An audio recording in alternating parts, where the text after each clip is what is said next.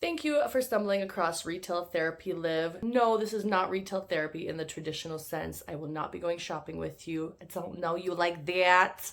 But what I will be doing is sharing 15 years of my own personal retail experience in hopes that I might be able to reach out to anyone who might be struggling working in retail or just wants to leave retail or possibly even wants to pursue a lifetime career in retail and could just use some big sisterly advice.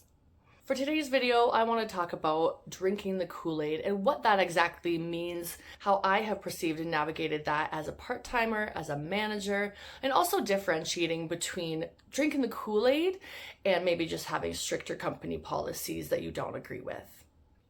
Any information I discuss in today's video is solely based off of my personal perspective, my experience, and my opinions. And in no way does it officially represent any of the companies that may be discussed going forward.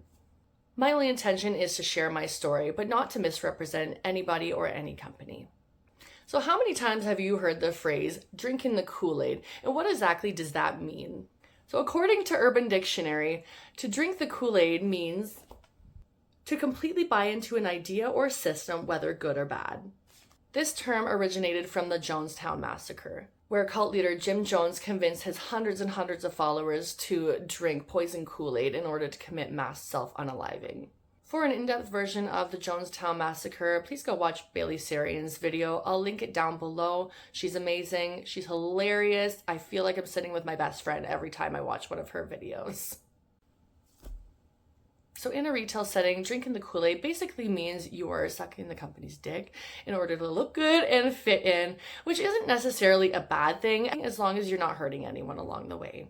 Some examples of what I personally have perceived as culty vibes or drinking the Kool-Aid at work: group chants in the morning and clapping along to chants before the store even opens. That is doing the most. Oh my God, so culty. Forcing a political, environmental, economic, or otherwise biased opinion onto your employees who honestly just want to make their wage and go home.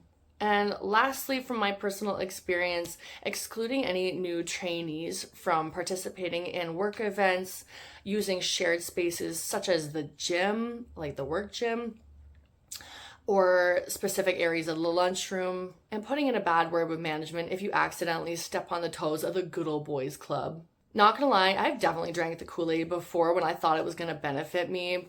Plot twist, it never worked out in the end. An example being when I was training to be an air traffic controller. I allowed myself to be scared into not saying the right thing. An example I share with my roommates. What the fuck? An example I shared with my teammates that I was very nervous to start simulations.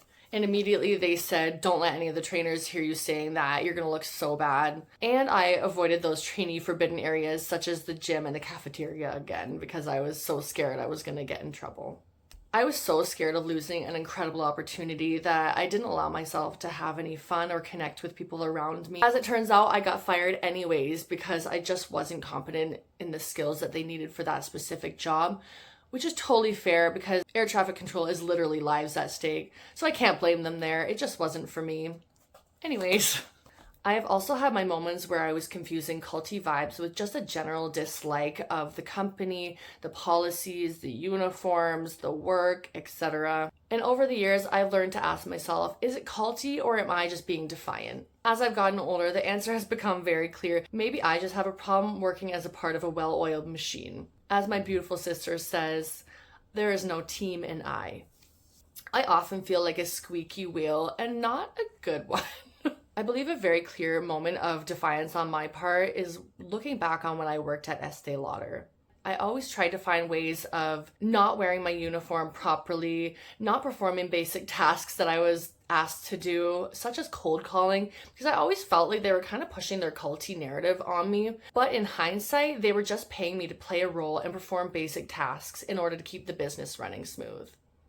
So if you're also feeling that heavy disconnect from your retail job, maybe you should also ask yourself, is it culty or do I just hate being told what to do? If you feel like every retail company you've worked for is trying to get you to drink the Kool-Aid, maybe that's a sign that you need to pursue independent work and start your own cult. For all intents and purposes, that was a joke. Please don't start a cult. Don't come for me. There's nothing wrong with realizing retail is not for you and trying to leave. I have some great tips on how exactly to do that, as I have left retail and come back through the years on and off. But I'll get into that in a different video. It's just going to be way too much for one video, especially since it's my second video. To follow up that part of where I was the problem, I'm going to tell you about a time that inspired me to talk about drinking the Kool-Aid at work. And that was back in the very, very beginning of 2020, right before we got a taste of the panini. The company that I was with at the time had gifted all store managers across North America the opportunity to participate in a purpose-driven leadership program in North Carolina. I was actually really excited about this opportunity. I thought it was going to be so fun until I got there and they opened their mouths. Literally within the 2 days that I had been there, the company that was leading the purpose-driven leadership program was already passive-aggressively shoving their political opinions down everyone's throats, which was really gross and inappropriate to begin with. They were also asking us to share our deep-seated traumas in order to find a purpose in life. And they were so insistent on, you have to have a purpose in life. You must have a purpose in life. And without it, they kind of make you feel like shit. And spoiler alert, I don't have any deep-seated traumas, which I am so incredibly grateful for, don't get me wrong. For me, this was just wildly uncomfortable because they were trying to force me to dig deep into something that just was never there for me. I felt so out of place, and I felt like everyone else in this group was just chugging the Kool-Aid, like double fisting chugging the Kool-Aid. And I was the only one that felt like it was kind of just bullshit. I mean, maybe there was others, but I was the only vocal one about it. That being said, I also want to reiterate that this is entirely my opinion. I recognize that this purpose-driven leadership was a beautiful, beautiful thing for a lot of people, but bitch, it ain't me! After the 2 days that we were there, it was time to fly home, and boy, did I fuck up. So on the plane home, I made a super embarrassing impression on that flight because I'm a loudmouth. And my voice carries far, especially when we are flying 35,000 feet in the air in a little tin can. So to paint you a picture, all of the district managers, all of the regional managers, all of the store managers, they were all on this flight going back to Toronto. I thought I was sharing my thoughts privately with my seatmate and one of my friends from my district. Meanwhile, everyone could hear me talking about how much I hated the trip, how much I thought it was bullshit, how much I just didn't connect with it. Needless to say, I definitely had a talking to from my district manager in the following days. And she made me feel incredibly disrespectful and unappreciative of the opportunity. And in her eyes, I was, which I completely respect her opinion and perspective on that. That was not the first culty vibe that I'd gotten from this company, but it definitely made the biggest impression. And it started to snowball as the year progressed and the shutdowns started happening. We moved to working from home. As we were working from home, the company continued to shove their beliefs down our throats. I know they had the best of intentions, but wow, was it giving cult. The final straw came for me when the company started talking about the BLM movement. They invited one particular guest speaker to represent the movement. And let me just premise this next part by saying in absolutely no way am I against any kind of movement that is meant to better the lives of any group or any individual. My opposition was for this one specific person who was chosen to represent this movement. I don't remember much about this speaker except for the one thing that has stuck in my head for years and years now. She said something to the effect of, if you are not actively doing something every single day to be anti-racist, then you are a racist. For a bit more context, she was talking about speaking out and participating in daily conversations. Essentially, she insinuated this entire group of people is racist. And I know for a fact that I was not the only one who felt deeply, deeply hurt by this comment. Within the next couple weeks, I did end up leaving the company. I just could not drink anymore, and especially with the added stress of the schmovid-schmandemic. Anyways, so to wrap this up, I want to compare how I perceive drinking the Kool-Aid now as I did when I was a part-time worker, a wee little babby. Maybe it could help someone who is feeling how I was at the time. to see the situation in a different light, or maybe just help you realize that it's time to move on and find something aside from retail. As a little retail baby, I would consider any kind of work-related coaching tool, such as those color charts who help you decipher your work personality, or being hounded to join group events, or just even being coached. Like, I hated it. It was so uncomfortable.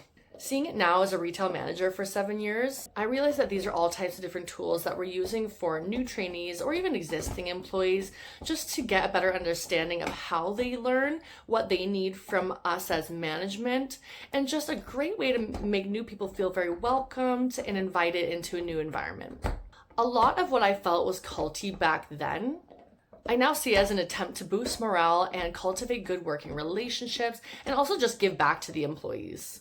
For example, a large off-price retailer that I was an assistant manager at, they had a joy committee that I was sucked into leading for the whole year. And unsurprisingly, I sucked ass at this. I still struggle with being a part of that style of leadership. But it is something I'm working on. No, I don't hate joy. Don't come for me, please. Thank you. Regardless of how I felt about it, I definitely did see a huge difference between those times where I was consistently creating events, doing games in the lunchroom, etc., versus those times where I maybe slacked and missed a couple events. It was clear that the team morale dropped during those times.